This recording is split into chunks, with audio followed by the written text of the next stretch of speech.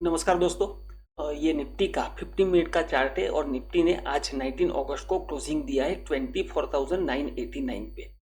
अब कल जो हमने एनालिसिस किया था उसके हिसाब से मार्केट जैसा एक्सपेक्टेशन था इस सेलिंग जोन के अंदर, जो bigger time frame one day time frame का जो सेलिंग जोन था उसके अंदर ओपन हुआ था। तो यहाँ पर हमारा प्लान था, अगर डाउन साइड हम प्लान करते तो एटलीस्ट इस लेवल का ब्रेकडाउन मिनिमम रिक्वायरमेंट होगी यहाँ पर हमें डाउन साइड में ट्रेड इनिशिएट करने के लिए। अब यहाँ पर इसके पीछे लॉजिक क्या है, ये जो मैंने बताया कि डाउन साइड में ही हमें ट्रेड प्लान करना चाहिए, उसके पीछे लॉजिक सिर्फ और सिर्फ प्राइस एक्शन है। कैसे आप देखोगे तो यहाँ से मार्केट गैप अप ओपन हुआ, means a strong buying move है। उसके बाद मार्केट ने एक डाउन साइड का स्ट्रॉन्ग सेलिंग मूव भी दिया है और फिर से बाइंग मूव दिया है, लेकिन ये बाइंग मूव इस सेलिंग मूव से ऑलमोस्ट हाफ है और यहाँ पर हमारा सप्लाई जोन भी है। तो जब मार्केट इस लेवल को अगर ब्रेकडाउन कर देता है तो फिर यहाँ पर क्लियरली प्राइस एक्शन एक हाई का क्रिएशन हो चुका है और एक लोअर हाई डेवलप हो जाता। तो ऐसे लोअर हाई डेवलप होने के बाद इस लो का ब्रेकडाउन होता तो ये प्राइस एक्शन के हिसाब से डाउन साइड में प्राइस एक्शन क्रिएट होती और इसीलिए हम डाउन साइड में एक ट्रेड प्लान करते। ठीक है, लेकिन यहां पर आप देखोगे तो मार्केट एग्जैक्ट इस सप्लाई जोन के ओपन होने के बाद डाउन साइड में ब्रेकडाउन नहीं किया और कल का क्लोजिंग था उसका भी रेस्पेक्ट करते हुए उसका भी ब्रेकडाउन नहीं दिया और यहां पर एक डिमांड जोन का क्रिएशन किया, नए डिमांड जोन का।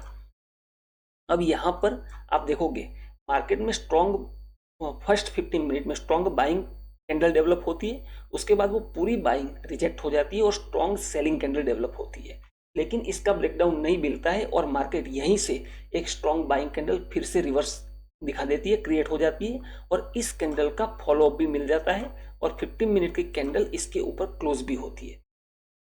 तो यहां पर मार्केट, उसका मतलब यह है कि मार्केट ने ब्रेकडाउन नहीं किया है और मार्केट यहां पर आप देखोगे ऑलमोस्ट 45 मिनट तक सस्टेन हुआ है। तो यहां पर एक चीज क्लियर है कि मार्केट डाउन साइड का नहीं है, अप साइड का है, लेकिन अप साइड में जब तक इस सप्लाई जोन के अंदर है आप देखोगे तो ये 50% का जोन है। तो यहां पर आप ट्रेड प्लान नहीं कर सकते। क्यों? क्योंकि यहां पर मार्केट दो तरीके से रिएक्शन करता है ऑलमोस्ट, या तो मार्केट साइडवेज बिहेव करता है या फिर स्ट्रॉन्ग वॉलेटाइल मूव यहां पर शो कर सकता है। तो इसलिए हमें यहां पर मिनिमम क्वांटिटी के साथ ट्रेड करना चाहिए और हमें एक अच्छे ट्रेड के लिए इसके लेवल जो 24,960 लेवल जो मैंने बताया था सप्लाई जोन का हायर साइड, उसके ब्रेकआउट का वेट करना चाहिए। यही चीज मैंने जब मार्केट यहां पर सस्टेन हो रहा था तो लर्निंग पर्पस के हिसाब से यहां पर आप देखोगे यही लेवल ऑलमोस्ट 1050 पे मैंने यहाँ पर यही चीज एक्सप्लेन की थी टेलीग्राम के ऊपर, जो हमारा एजुकेशन प्रोवाइड करने के लिए एक चैनल है। As per analysis down side demand not breakdown means market sustain, but remember market on selling zone, trade with minimum quantity और wait for breakout and confirmation. No trade yet, अब तक मैंने कोई भी ट्रेड इनिशिएट नहीं किया था। ठीक है, उसके बाद मार्केट जब इस लेवल पे पहुंचा तो यहां पर भी मैंने मैसेज अपडेट किया था कि मार्केट जो है एट 24,960 लेवल पे पहुंच चुका है। यहां पर आप प्राइस एक्शन देख सकते हो एजुकेशन पर्पस के लिए। ठीक है, फिर यहां पर आप देखोगे स्मॉलर टाइम फ्रेम पे मैं आपको एक्सप्लेन करता हूं कि मैंने यहां पर कैसे प्राइस एक्शन को रीड किया और यहां पर ये ट्रेड मैंने एक इनिशिएट किया। और यहां पर 1 मिनट में स्मॉलर टाइम फ्रेम पे अगर आप शिफ्ट करते हो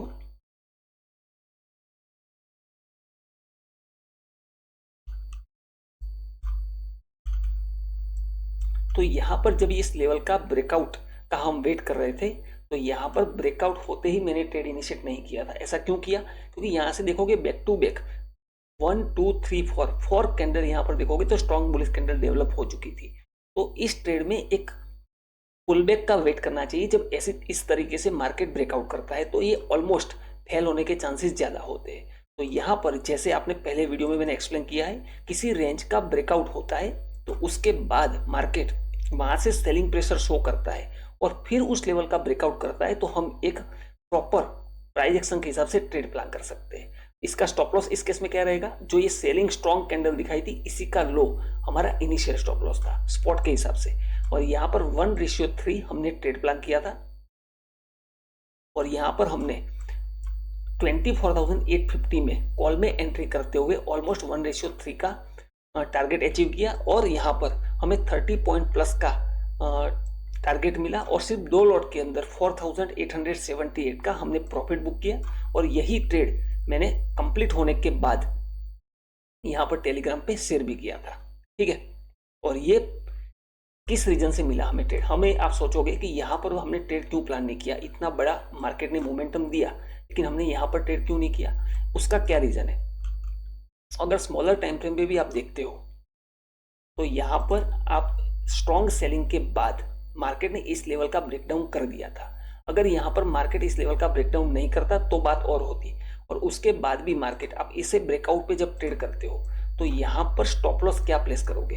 अगर मार्केट स्ट्रांगली अपसाइड भी मूव होता है तो यहाँ पर नॉर्मली प्राइस एक्शन का जो बिहेवियर होता है वो ऐसे क्लोजिंग लेवल और ऐसे डिमांड जोन की लिक्विडिटी ग्रैब करने की कोशिश करता है, तो यहाँ पर स्टॉप लॉस बहुत बड़ा हो जाता है इसी रीजन की वजह से। और दूसरा रीजन, ये मार्केट एक सप्लाई जोन के इनर पार्ट के अंदर है, इसीलिए हमने यहाँ पर ट्रेड मॉर्निंग में अवॉइड किया था और इसीलिए मैं आज वीडियो रिकॉर्ड नहीं कर पाया हूँ। और ऑलमोस्ट सेकंड हाफ में हमने आज ट्रेड किया है और जो हमें 30 पॉइंट के आसपास हमारा टारगेट रहता है वो हमने अचीव किया है, ठीक है। अब कल के लिए हम कैसे एनालिसिस कर सकते हैं वो आपको एक्सप्लेन करता हूँ। पहले ये लेवल जो सारे हैं वो यहाँ पर हटा देता हूँ मैं।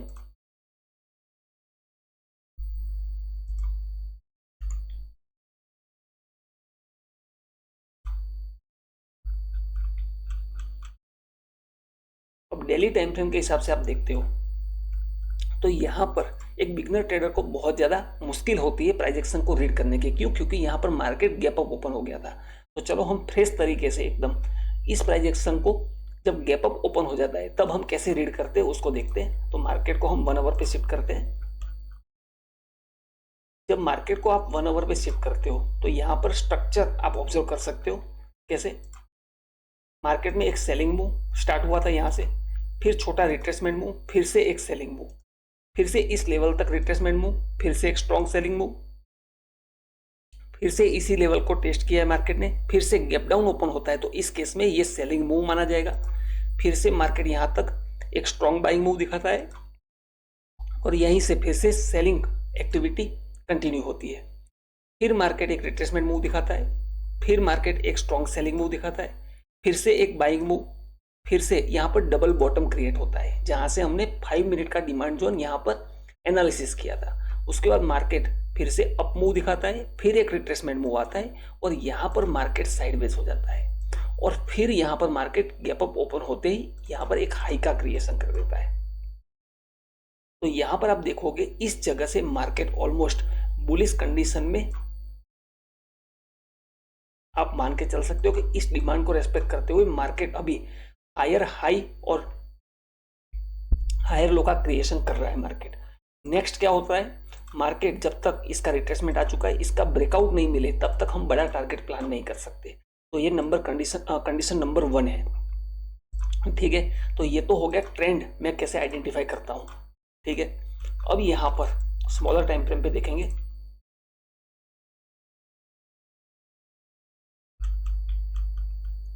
कल के लिए इंपॉर्टेंट लेवल यहां पर कौन कौन से है? अभी भी मार्केट इस सप्लाई जोन के अपर साइड में है, तो जब तक इस सप्लाई जोन का नीचे की तरफ हायर साइड भी, ये हायर लेवल है 24,960, उसका नीचे की तरफ मार्केट ब्रेकडाउन ना करे तब तक हम ट्रेड इनिशिएट नहीं कर सकते, नंबर 1। दूसरा, यहां पर ये जो हाई का क्रिएशन हुआ था, इस हाई के ब्रेकआउट का हमें वेट करना चाहिए अगर हमें अप साइड में ट्रेड करना है। तो उससे पहले भी इसके अंदर देखोगे हर जगह से आपको सेलिंग प्रेशर का क्रिएशन होता हुआ दिखेगा। तो ये सेलिंग प्रेशर क्यों है? क्योंकि यहां पर सबसे ज्यादा इंपॉर्टेंट नंबर 25,000 एक साइकोलॉजिकल नंबर है, तो इसको आप मिस नहीं कर सकते। ऐसे लेवल भी बहुत इंपॉर्टेंट होते हैं और वो जैसे ये हाई और लो होते हैं वैसे ही रेजिस्टेंस और सपोर्ट की तरफ वर्क करते हैं। तो ठीक है, ये लेवल है हमारे पास। तो मिनिमम अगर डाउन साइड में आपको प्लान करना है तो इस लेवल के नीचे मार्केट सस्टेन होता है और प्राइस एक्शन क्रिएट करता है, तब ये उस केस में जब मार्केट यहाँ पर इसी रेंज में अगर ओपन होता है तब की बात है। अगर ब्रेकआउट की कंडीशन की बात करें तो एक 25,000 का लेवल है और उसके ऊपर 25,020 का लेवल है 22। तो यहाँ पर इस लेवल के ब्रेकआउट का वेट करना चाहिए, दूसरा। और उसके बाद प्राइस एक्शन यहाँ पर सस्टेन करनी चाहिए, तभी जाके हम प्लान कर सकते हैं ट्रेड। डाउन साइड की अगर बात करें तो यहाँ पर मिनिमम इस सेलिंग जोन के अंदर मार्केट जब तक आ नहीं जाता तब तक हम डाउन साइड का ट्रेड प्लान नहीं कर सकते। क्यों? क्योंकि डाउन साइड में भी ये लेवल जब तक है तब तक क्वांटिटी आपको कम रखनी चाहिए। क्यों? क्योंकि इसके ब्रेकडाउन पे एक अच्छा ट्रेड मिल सकता है। अब बात करते हैं गैप अप और गैप डाउन की। अगर मार्केट गैप डाउन ओपन होके इस लेवल पे ओपन होता है यहाँ पर, तो भी हमें इसके ब्रेकडाउन का फिर से वेट करना होगा। उसके बाद हम डाउन साइड में ट्रेड इनिशिएट कर सकते हैं। और गैप अप की बात करें, इन केस बड़ा गैप अप अगर ओपन हो जाता है, इन केस बड़ा गैप अप ओपन हो जाता है तो डेली टाइम फ्रेम का जो हमने लेवल डिस्कस किया था पहले, जहां से सेलिंग स्टार्ट हुई थी, तो यहां पर ऑलरेडी एक सप्लाई जोन है।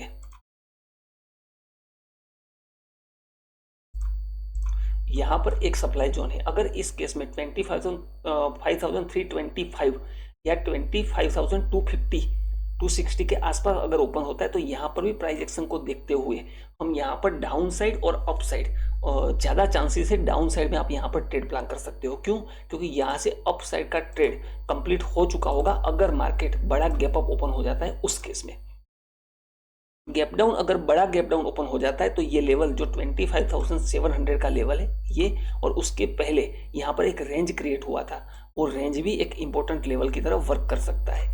लेकिन डाउन साइड में अगर इस कैंडल का लो ब्रेक होता है तो हमें एक अच्छा मोमेंटम भी मिल सकता है और मार्केट इस गैप को फिल कर सकता है। अगर लेकिन फिर भी हमें यहाँ पर स्मॉलर टाइम फ्रेम पे प्राइस एक्शन को देखते हुए यहाँ पर ट्रेड प्लान करना चाहिए। तो हमारे पास कौन कौन से इंपॉर्टेंट लेवल है? एक, सबसे पहले मार्केट अगर इसी रेंज के अंदर, इस सप्लाई जोन के ऊपर और 25,000 के नीचे मार्केट अगर ओपन होता है, तो यहाँ पर डाउन साइड में जाने के लिए हमें इस सप्लाई जोन का 24,960 का एक इंपॉर्टेंट लेवल का वेट करना होगा और यहाँ पर प्राइस एक्शन कैसे रिएक्ट करता है उसको देखना होगा। और मार्केट इस जोन पे हम एक डाउन साइड का ट्रेड इनिशिएट कर सकते हैं और यहाँ पर भी क्वांटिटी आपको कम रखनी चाहिए। ठीक है, अप साइड में आप चाहो तो यहाँ से 25,000 का ब्रेकआउट करते टाइम या फिर 25,022 लेवल का भी आप वेट कर सकते हो और इसके ब्रेकआउट पे आप एक ट्रेड अटेम्प्ट कर सकते हो। लेकिन यहाँ पर प्राइस सस्टेन होना चाहिए, जैसे यहाँ पर प्राइस सस्टेन हो रहा था वैसे, उसके बाद आप प्लान कर सकते हो और यहाँ से मोमेंटम में आपको एक अच्छा ट्रेड मिल सकता है। तो ठीक है दोस्तों, गैप अप के केस में हमारे पास 25,260 से लेके 25,326 का लेवल है। अगर इनकेस बड़ा गैप अप ओपन हो जाता है, अगर बड़ा गैप डाउन हो जाता है तो हमारे पास नीचे एक 24,700 एंड ये रेंज बहुत ही इंपॉर्टेंट रेंज होती है, इस रेंज का आप वेट कर सकते हो। और अगर मार्केट इस रेंज के बीच में साइडवेज ओपन होता है तो इस केस में मिनिमम लेवल जो है वो ये सप्लाई जोन का हायर पार्ट और 25,022 का ब्रेकआउट हो जाए या इसका ब्रेकडाउन हो जाए और यहाँ पर प्राइस एक्शन ऑब्जर्व होती है तो आप डाउन साइड का या अप साइड का ट्रेड प्लान कर सकते हो। तो ठीक है दोस्तों, एनालिसिस कैसा लगा आपको? और रेगुलर व्यूअर जो है मुझे कमेंट में जरूर बताना कि आपको ये एनालिसिस वीडियो कैसा लग रहा है। कभी कभी मार्केट गैप अप या गैप डाउन ओपन हो जाता है तो हमें कैसे ट्रेड करना चाहिए वो मैं समझाने की कोशिश करता हूँ, क्योंकि हमारे पास एक गैप अप हमें मिल चुका था तो वो एक्सप्लेन करने का हमें मौका मिल गया था। तो ठीक है, और ये भी समझ में आया होगा कभी कभी ये इंपॉर्टेंट लेवल जो होते हैं वो कितने इंपॉर्टेंट होते हैं बिगर टाइम फ्रेम के, और आप कैसे अगर पेशेंस के साथ होल्ड करते हो, मार्केट में वेट करते हो तो आपको एक सही अपॉर्चुनिटी मिलेगी। वो कब मिलेगी उसके लिए पेशेंस चाहिए, उसको ऑब्जर्व करने का। ऑब्जर्व करने के बाद आप कैसे ट्रेड प्लान कर सकते हो एक पर्टिकुलर लेवल पे, वो आपको सीखने को मिलता होगा। तो ठीक है, कमेंट में मुझे जरूर बताना कि आपको ये वीडियो कैसे लग रहे हैं। और अगर मॉर्निंग सेटअप में मुझे कोई ट्रेड मिलता है तो मैं जरूर उसका लाइव रिकॉर्डिंग करके आपके साथ शेयर करूंगा। लेकिन आज भी ऑलमोस्ट 12 बजे सेकंड हाफ में ट्रेड हुआ था तो उसको मैं रिकॉर्ड नहीं कर पाया हूँ।